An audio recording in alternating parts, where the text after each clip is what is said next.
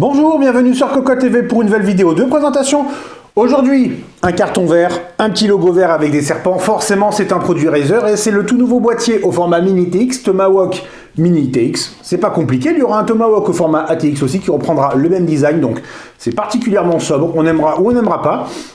Mais à la ferme, on aime bien quand c'est simple, comme ça, façon monolithe avec effectivement des aérations qui sont seulement sur le côté, donc à voir au niveau du flux d'air.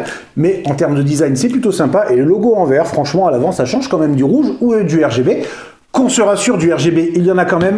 On ne le voit pas très bien avec l'angle de la caméra, mais ici, il y a un petit logo Razer Chroma RGB. Forcément, il y a un éclairage RGB qui va fonctionner avec la suite logicielle Chroma et donc tout l'écosystème. Si on a un éclairage Nanolive, par exemple, un clavier, une souris de la marque ou autre, ça fonctionnera. Sur le dessus, on ne le voit pas pour l'instant, on changera la caméra après. Nous avons aussi un peu de verre avec les deux ports USB 3.0 en type A. Il y a aussi, si jamais on a une carte mère compatible, un USB 3 en type C qui se branchera un header spécial sur la carte mère.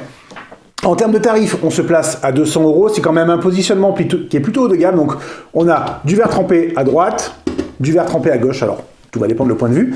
C'est monté sur des pivots avec des aimants, donc des petites charnières, c'est sympa. On peut l'enlever facilement pour le nettoyer. Les aimants, ils tiennent plutôt bien parce que, hop, selon, si on passe pas bien, voilà, si on passe pas correctement le doigt dessous, ça ne s'ouvrira pas et ça, c'est plutôt un bon signe. L'éclairage RGB va prendre place dessous, donc c'est super discret, ça va se diffuser sur le sol, s'il est au sol bien entendu, ou sur le bureau.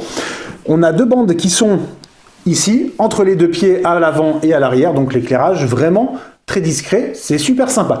Tout de suite, on va démonter les panneaux pour voir ce qu'il y a à l'intérieur, puisqu'à l'extérieur, finalement, à part cette grande façade, la connectique à l'avant, nous avons sur le dessus un petit panneau en mèche qu'on démontera aussi. Il n'y a pas grand-chose à voir. Le boîtier ouvert, le voici alors ouvert sur les côtés, parce qu'on va aussi pouvoir enlever le panneau supérieur. C'est très simple. C'est un petit système de clip. On retrouve ici, on va dire, un mesh ou plutôt des aérations carrées. Alors l'intérêt d'enlever ce panneau, c'est tout simplement d'avoir un accès facilité à l'emplacement de 240 mm qui est sur le dessus. On le voit, il y a des vis aussi, on va pouvoir démonter toute la platine, c'est plutôt intéressant. On retrouve ensuite la connectique qui est à l'avant du boîtier, en sachant qu'on peut aussi démonter,